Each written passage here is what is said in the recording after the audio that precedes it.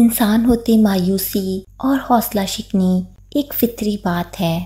ہمارے احساسات کے باوجود ہم جانتے ہیں کہ خدا وفادار ہے اور وہ یہ ثابت کرے گا، کیونکہ خداوند وعدوں کا سچا اور برحق خدا ہے۔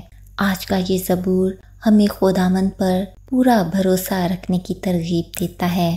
خداوند کی زندگی بخش پاک کلام میں سے زبور نمبر 43۔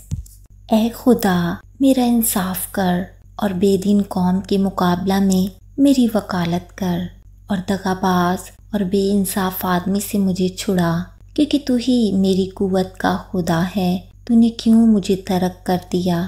میں دشمن کے ظلم کے سبب سے کیوں ماتم کرتا پھرتا ہوں؟